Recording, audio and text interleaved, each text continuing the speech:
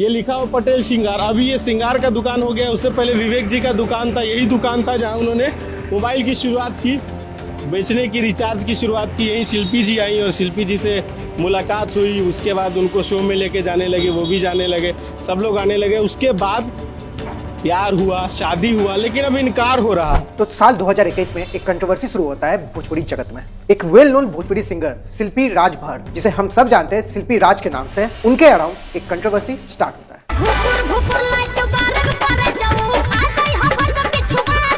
News day express के एक article के मुताबिक शिल्पी राज ने एलिगेशन लगाया अपने मैनेजर विवेक पटेल पे कि विवेक पटेल फॉल्स रूमर फैला रहा है कि शिल्पी राज और विवेक पटेल का शादी हो चुका है। तो चलिए इस पूरे कंट्रोवर्सी का शुरू से शुरुआत करते हैं। फोटो की, डॉक्यूमेंट हो कि कौन मंदिर में बियाह करने, केकरा सामने बियाह करने, कुछ तरह वो पास रही नो। हाँ, हमारे पास सब कुछ है।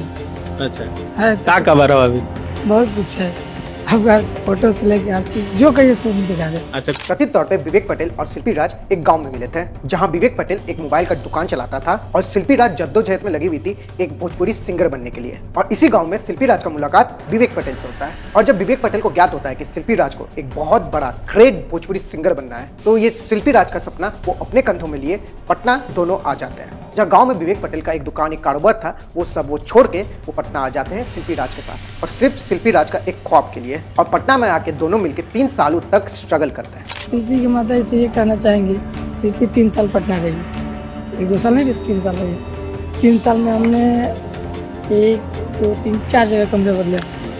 ठीक है, 4 जगह कमरे बदले, 4 जगह उसकी माता जी बता दी कौन कौन सी जगह किस किस दिन रही है। और आखिरकार उन दोनों की मेहनत रंग लाती है और शिल्पी राज भोजपुरी इंडस्ट्री के जाने माने सिंगर बन जाती है।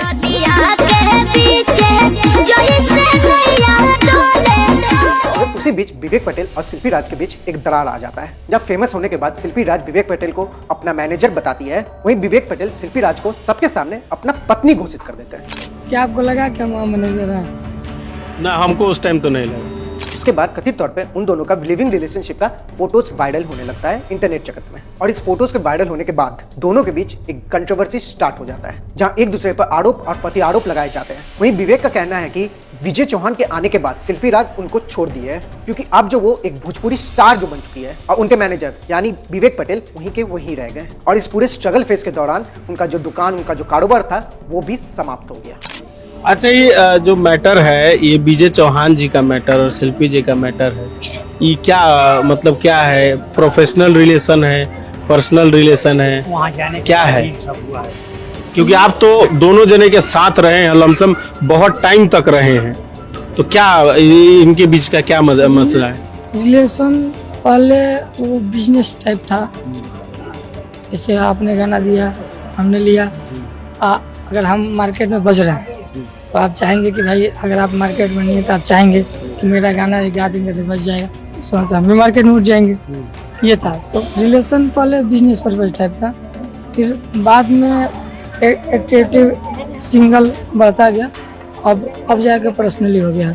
हमने तो यहाँ तक सुना है कि शिल्पी और विजय की शादी भी होने वाली है, तो हम तो उसी दिन का इंतजार कर रहे हैं भैया, ये कर ले चुकी है। खबर है शिल्पी जी, विवेक जी खुद कह रहे हैं कि शिल्पी जी और विजय चौहान जी शादी करने वाले हैं। बहुत बड़ा मामला है, क्योंकि जब मैं पहली बार शिल्पी जी से मिला था, और बाकायदा ये मेरे पास प्रूफ है और मैं आप लोगों को वीडियो दिखा भी सकता हूँ।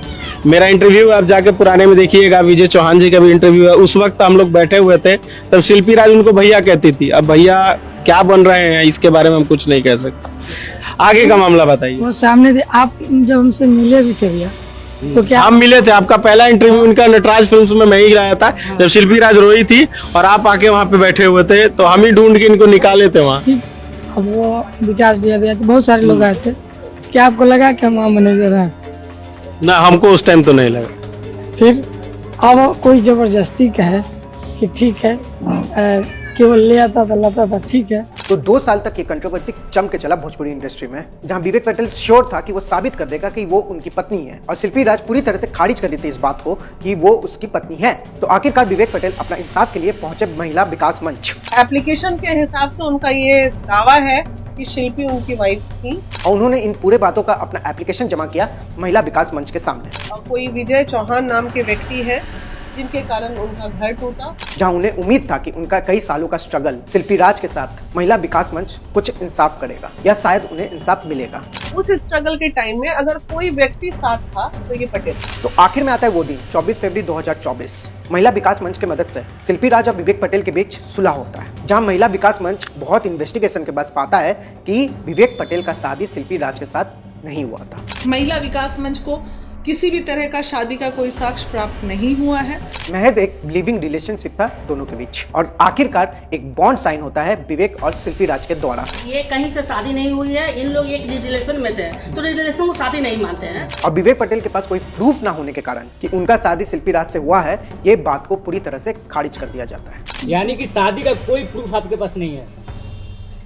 और आखिर में विवेक पटेल का स्ट्रगल शिल्पी राज के साथ जो पटना में 3-4 सालों तक चला, वो सब एक बॉन्ड के साथ अब समाप्त हो जाता है। 10-15 लाख रुपए आपकी मांगे थी, उस मांग का क्या हुआ? नहीं, वो चीज खत्म कर दिया। और यहाँ तक कि शिल्पी राज भी खारिज कर देती है कि ये जो शादी का फोटो वोटो था, ये सब शूटिंग का था। फोटो फाटो लगा दी, शूटिंग इसको ना। और जब उनके स्ट्रगल डेज के बारे में पूछा जाता है कि विवेक पटेल उनका मदद किए थे स्ट्रगल डेज के दौरान, जिसके कारण से विवेक पटेल का दुकान कारोबार चला गया, शिल्पी राज ने भी ये एलिगेशन को खारिज कर दिया। आगे बढ़ाने के लिए उन्होंने अपना दुकान तक खत्म कर दिया। कोई नहीं, इस बात में सच्चाई कितनी सच्चाई सच्चाई। और विवेक पटेल को महज एक वर्किंग पार्टनर के तौर में घोषित कर दिया गया। साथ रहे, काम किए, बाकी कोई किसी का दुकान कोई नहीं बचेगा। तो करीब 2 साल बाद ये विवेक शिल्पी का मामला यहीं पर समाप्त होता है। भले ही दोनों घर से साथ में निकले थे, साथ में स्ट्रगल किए थे, दिन रात एक साथ में किए थे, मगर आखिर में एक को मिलता है नेम, फेम, पैसा और दूसरे को महज मिलता है एक बॉन्ड।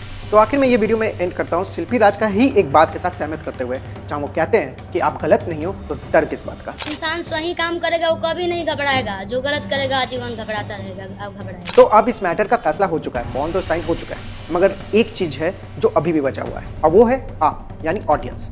तो सही या गलत का फैसला चलिए आप पर छोड़ देते हैं। क्या लगता है विवेक पटेल के साथ जो हुआ वो सही हुआ? विवेक पटेल ने गलत आरोप लगाया था शिल्पी राज के ऊपर क्योंकि वो फेमस हो गई थी अपना पब्लिसिटी के लिए? आप ही बताइए कमेंट बॉक्स में कमेंट करके। और उम्मीद करते हैं लड़कों को कुछ सीख तो मिला इससे कि भला करो मगर पहले अपना कर लो। चलिए, अगर आपको वीडियो अच्छा लगा तो लाइक कर दीजिएगा, बहुत अच्छा लगा तो शेयर कीजिएगा और कमेंट करके बताइएगा जरूर कि गलती आखिर किसकी थी, विवेक पटेल की, शिल्पी राज की, या दोनों ही अपनी अपनी जगह सही है, बस सर्कमस्टांसेस सही नहीं था। और ऐसी वीडियोस देखने के लिए चौकस भारत को सब्सक्राइब कर लीजिए और हमें फेसबुक, इंस्टाग्राम, ट्विटर पर फॉलो कर लीजिए। ये स्टोरी थोड़ा आशिकी 2 वाला नहीं हो गया? चलो, आखिर में विवेक पटेल बस तो गया।